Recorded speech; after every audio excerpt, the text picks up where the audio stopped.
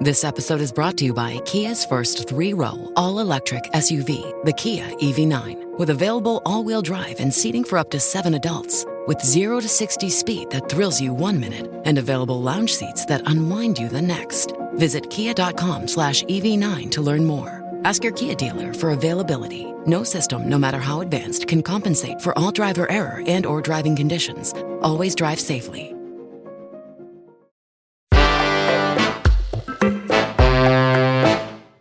Today on CityCast Madison. The artificial intelligence revolution is coming, and UW-Madison wants to be at the forefront of machine learning technology. Earlier this month, the university announced a new hiring initiative in hopes to bring 50 new AI researchers to Wisconsin's flagship university. Helping lead this initiative is UW's second-in-command, Provost Charles Isbell, who was hired in August. Isbell is a nationally recognized computer scientist who has been researching AI and machine learning for decades. Today, a real-life human being will be asking him the tough questions. It's Tuesday, February 20th. I'm Dylan Brogan, and here's what Madison's talking about.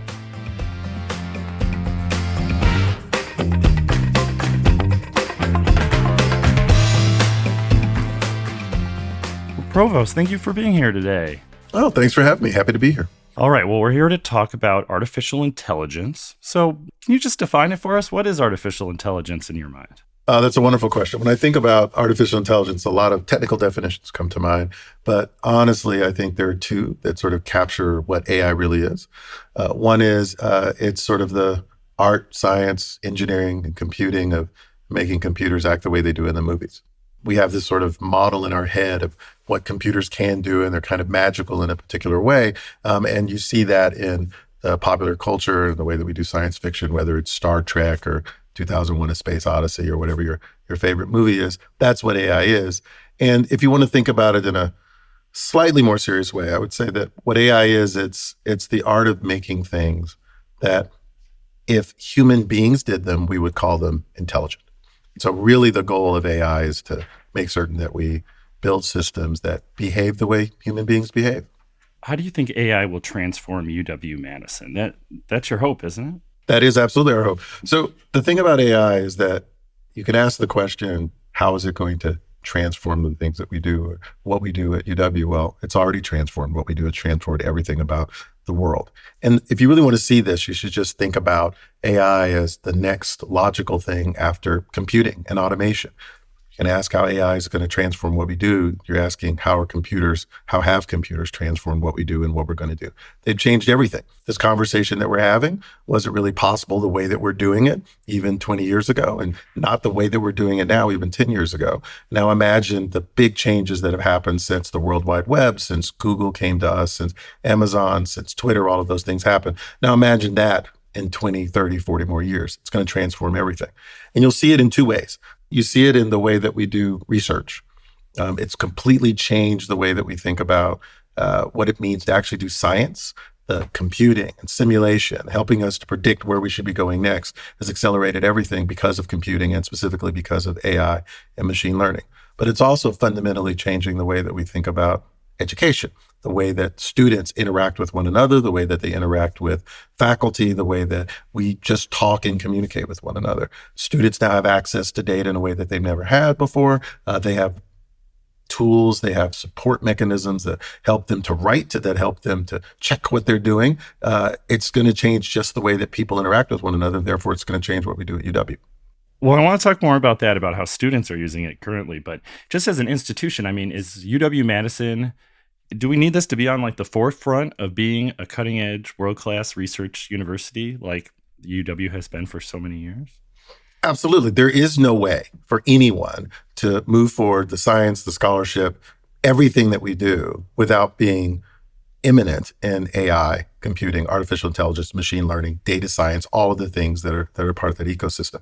It won't be possible to be a historian in 5 years, 10 years without understanding some computer science, some data science. Because if you think about the way that we interact with the world, it's all data driven. It's human beings leaving footprints out in the world. And computers help us to automate looking at those things. It would have taken us 20, 30, 100 years worth of human time. We can now do in hours, days, and weeks.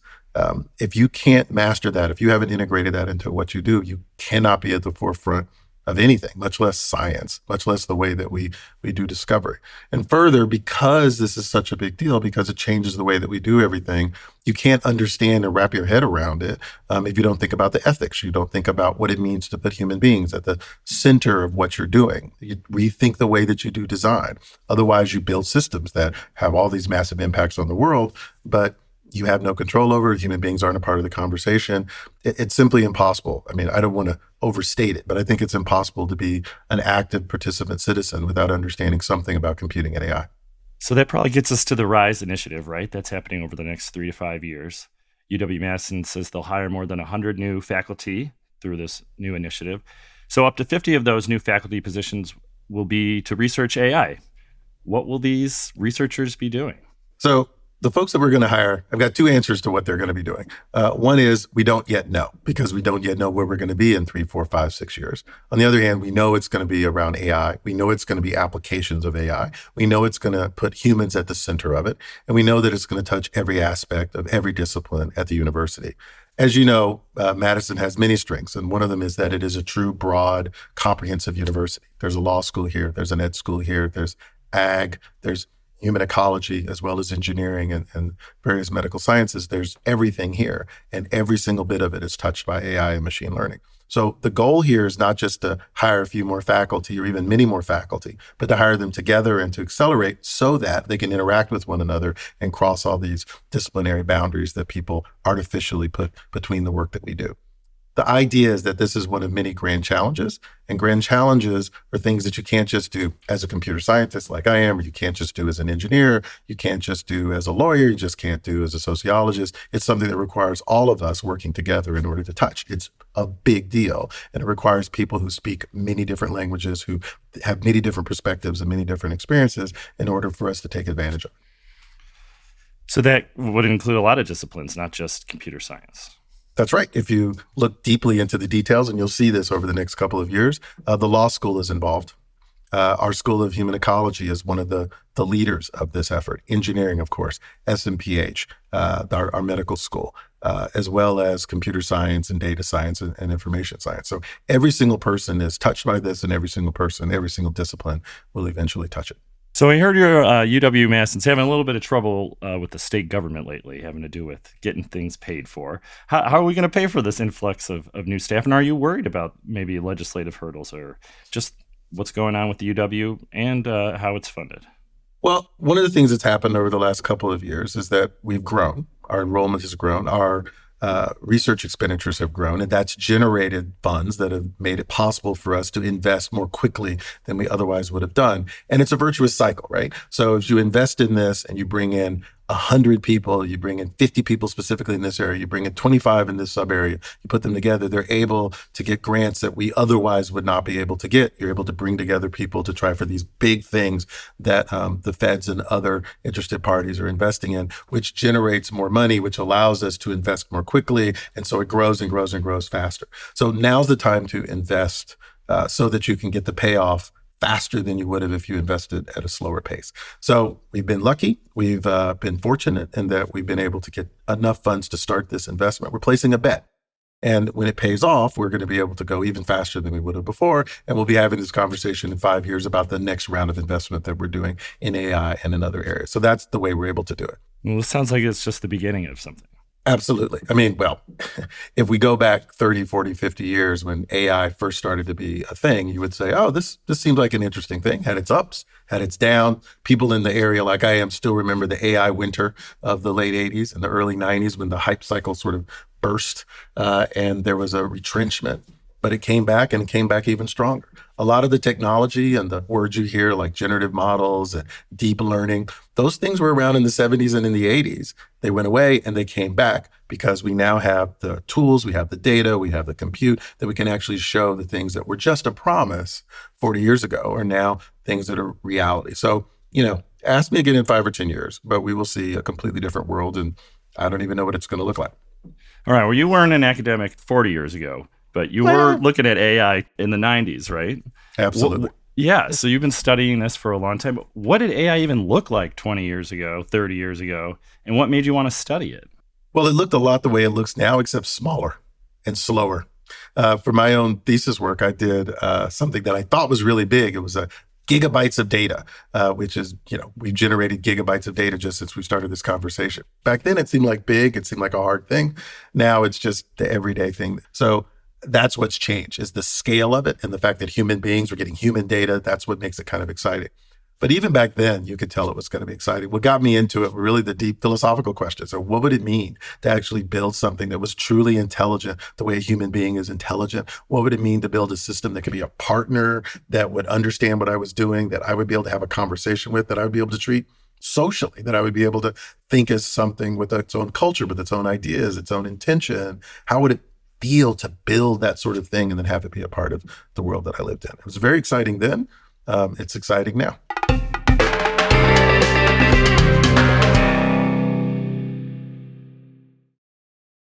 This episode is brought to you by Shopify.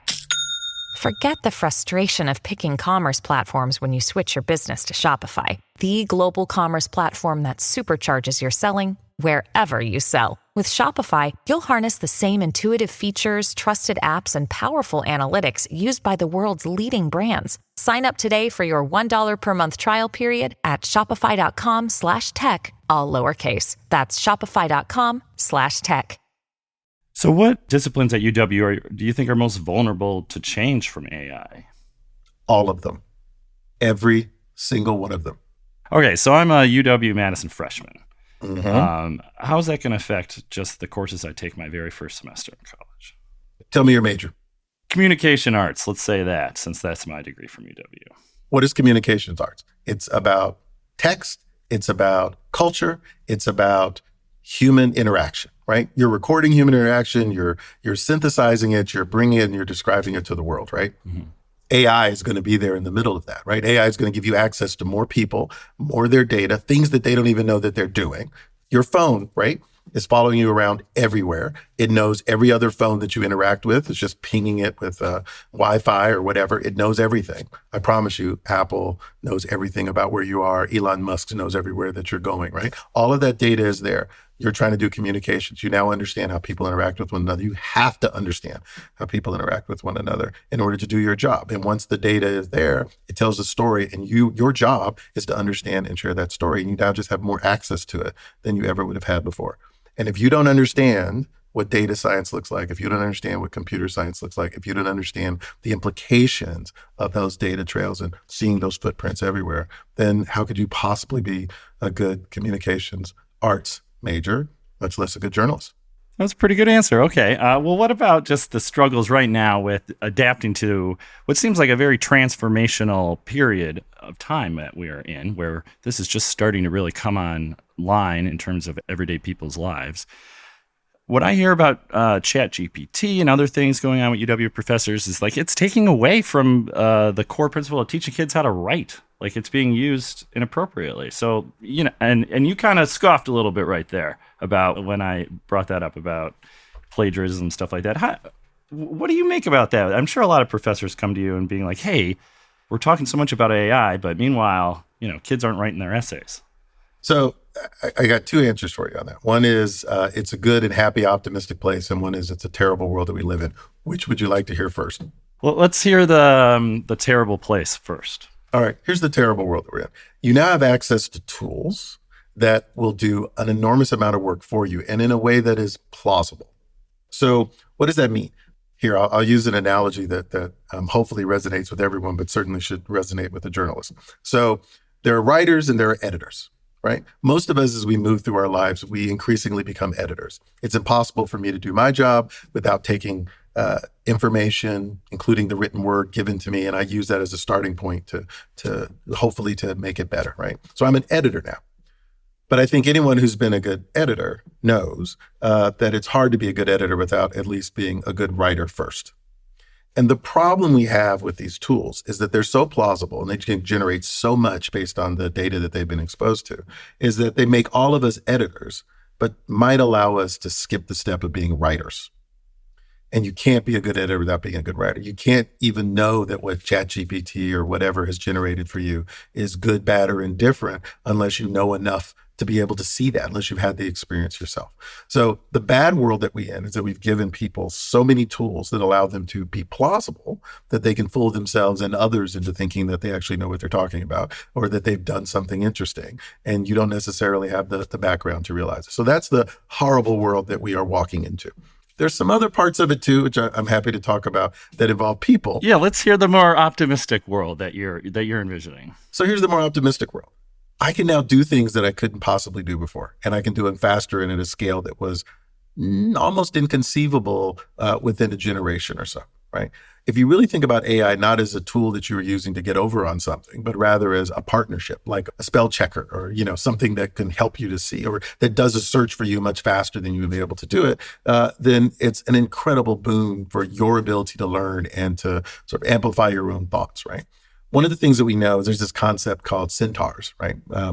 Based on the Greek myth of a half horse, half man, where it turns out that, a human being that's good at, say, chess, plays chess pretty well. A machine that you program to play chess does it even better. Turns out if you put the two together, you get an even better result.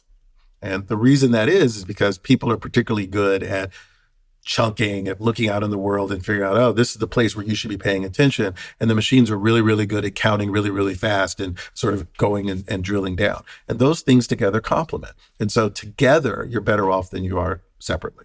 And that is a really positive view of the world, right? That I can write better, I can learn more, I can present more information, I can study and just discover more because I have a partner in the AI. So that's the optimistic world that I see and that I think is where we're going. And you sound like an optimist in this AI world.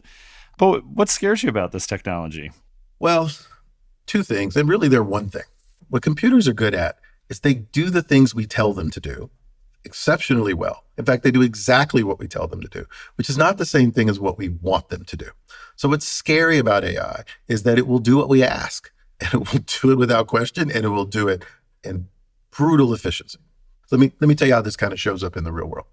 So we know that AI has been used to make things faster, more efficient for many, many years now.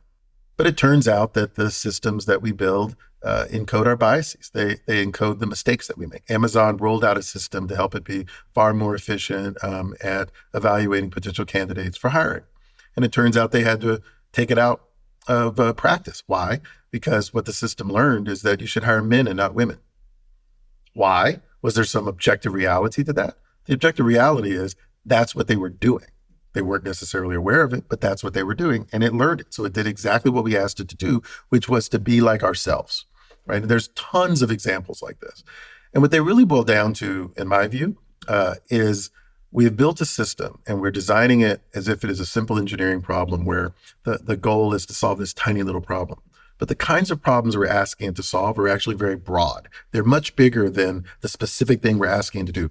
Help us be a little faster in hiring. Build a system that's going to generate better images than I would get from this choppy image, or to take this noisy audio signal that I have and clean it up for me. It feels as if that's a very simple and crisp problem or set of problems, but actually it's much, much, much bigger. So I'll tell you a quick story, if you don't mind, about something that actually involved me. So there's this system out there in the world. This is just around the time of the pandemic when it got out there. And it took these sort of low quality images and it would make high quality images out of them, which is actually pretty amazing kind of technical feat. And it worked. It worked really well. And the use case was take a picture, downsample it so it's all blocky and messed up looking, run it through this system, and it would generate a crisp, beautiful image. And so they released it out into the world and several million people started playing with it. And someone had the bright idea. Oh, I know what we'll do. I'll start running celebrities through it. I'll take these pictures, see what it generates. It does a really good job. And then someone said, hey, why don't we put Barack Obama in there and see what happens? And do you know what happened? Took a picture of Barack Obama, made it blocky and choppy, and then generated a clean image. And it was a wonderful image of what I think anybody would recognize as a white male. Okay, that's interesting, a little strange. Well, what if I throw this other person in? Well, it turned out it just kept turning people who were not white into white people. By the way, it took pictures of women and it made them smile. So something about the data that it was using made it so that it would turn people into a particular kind of ethnicity. And you might say to yourself, well, this is just bad data. So I'm going to train it on different data, people from Senegal, for example. and then it'll work better, or it'll turn everyone into darker skinned people. Well, it turns out it didn't work at all. It wasn't just a data problem. There were deep technical engineering decisions that had been made long earlier on in the process of design that set it up so that it was really good at doing one kind of thing and very poor at doing another kind of thing. In fact, because this is what I do for a living, people took images of me and ran it through the system. And it took this person you see here in front of you, and it made me blonde and made me look like something anyone would recognize as a white male. It also added 40 pounds, which is the thing that made me most upset. But in any case, it did this kind of a thing. Now, these things are fixable, presumably, but the fact that they're fixable technically isn't really the issue for me. The real question I think you should ask yourself is, how in the world did this happen in the first place? Like, why didn't it occur to anybody to test it on a wide range of people in order to see what it would do? And the answer is, it was because of the people who were in the room, or more importantly, the people who weren't in the room.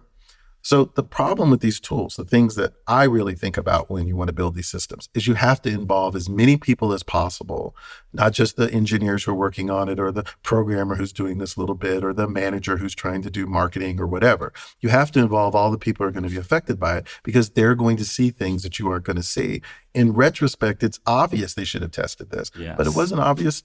It wasn't at all obvious at the time. And I'm sure all of us make these kind of mistakes all the time. Well, what frightens me about that is the computers don't lie, and that they really revealed some deep truths about ourselves. Yeah, absolutely. That maybe are hard to see on the surface, but then when the way that problem you described, well, that went all the way back to the very founding of computer generation of those images, right? Yeah. By the way, I want to go too far out of the field of AI, but these sorts of things are true for the way photography worked over a century ago, right? The cameras were designed specifically for paler skinned people against a dark contrasting background. And they did very poor job with people who were of darker skin. And that didn't get fixed until decades later, when the industry required it, because you had to film mahogany furniture and you had to take pictures of chocolate and you had to do these kind of things. These are all engineering decisions. And they're trade-offs. And if the right people aren't in the room, then you end up with something that encodes what feels objective, but is actually subjective bias. So one of the reasons we're pursuing this big initiative and we're trying to involve as many disciplines and as many people as possible is because we don't want to create technology that will get out in the world, have these amazing and massive impacts, and not have involved a bunch of perspectives and a bunch of different people in the room to have the conversation. When you look at these kinds of problems and you ask yourself, what really happened there? It's about invisibility. Right. And we tend to think of invisibility as you're standing in front of me and I don't see you. But that's not actually the real kind of invisibility. The real invisibility is that you're not in the room with me and I don't notice your absence. So we cannot solve big problems, certainly not ones like AI, without having as many people as possible in the room to point out the things that only in retrospect and only years later become obvious, when we could have figured it out early on, before we had engaged in the technical debt of making poor design decisions. So part of this RISE initiative is that UW could be at the center at all of these decisions and do it in a responsible way. So what do you see as Madison's advantage compared to other schools that, maybe better well known for tech, like MIT or Stanford? Or what's the advantage of UW-Madison being at the forefront of this? We are huge. We have two things going for us. Scale. Actually, it's one thing. It's scale. It's just scale in two different ways. There are 50,000 students here, right? We have a ton of faculty, a ton of academic staff. We have all of these people who can work on this really big problem. And just as importantly, perhaps more importantly, we have people from a wide variety of backgrounds who can see these sorts of problems and see things that any small subset of them would not be able to see. So we have, again, the land grant folks. We have extension. We have the people who do law. We have the people who do education. We have the engineers. We have the scientists. We have everybody who can see these problems from different vantage points, and they're all on the same campus. The reason to hire 50 instead of 5 is to bring together people across these boundaries and to make certain that they're having these conversations, and you're building the infrastructure to do that. See, when we talk about this, when we talk about the initiative, people focus on the number of faculty we're going to hire, and they think about it that way. But the other part of it is all the infrastructure, the facilities, the centers we're going to build. They're going to bring all of these people who otherwise would not be talking together. So it's not just about hiring 5 more people or 40% more than you would have hired before, which is what we're going to do. But it's about making certain that they can be in the same building. It's about making certain that we figure out how they build new degree programs that connect the lawyer with the mechanical engineer, with the computer scientist, right? It's all of the other stuff that you can only do if you bring lots of people together to kind of create that critical mass and that energy. That's what this is about. That's why it's this big. Yeah, you mentioned UW Law School a few times, which is interesting because we're talking about AI, but can UW Law School be part of what seems to me the inevitable task of regulating AI in some aspect? And how much confidence do you have that in our democracy that we'll be able to do that, to regulate AI so it brings out its positives and not its negatives? We don't have a choice but to figure out how to regulate it. Whether it's self-regulated or it's done through government agencies, we have to figure that out. And you need people who think that way. You need your public policy people. You need your political scientists. You need your sociologists. And you need your lawyers who are going to be in the room. You used a word earlier that I think is really important. A lot of people talk about ethics. I prefer the word responsibility, which is the word that you use. We have to think about this as responsibility. What does it mean to build technology in a responsible way? We should always be thinking about that. But we're talking about not a new widget that you're building or even a single bridge that you're building. We're talking about something that once you build it gets released in the world and 6 billion people have it the next day, right? The speed with which it can reach out into the world is so fast and its scope is so vast that you have to build that notion of responsibility in from the very beginning, because once it gets out there in the world, it's too late. So just before we go, you just moved to Madison relatively recently. What surprised you most about Madison? The snow. I would call it a snowstorm. I think you would just call it January. It has more snow than I had seen in the previous quarter century combined. This winter has been easy. This is nothing. See, You think that's helpful, but that's not helpful at all. It's not helpful at all. The biggest surprise, aside from the weather, is that this place really is as advertised. It really does believe in the Wisconsin idea. It really does believe that what it is that we're doing has to go not just inside the campus and the ivory tower, but has to touch the city, the state, and the world. I mean, it's what drew me here. And it turns out that nobody was making it up. It really is the broad university trying to change the world that it purports to be. And I think that that's inspiring, frankly. Provost Isbell, thank you for joining me today. And it was a pleasure speaking with you. I hope we get to have you back on the show again soon, because there's a lot of big things we could talk to you about. Anytime. My pleasure was all mine. That was UW-Madison Provost Charles Isbell.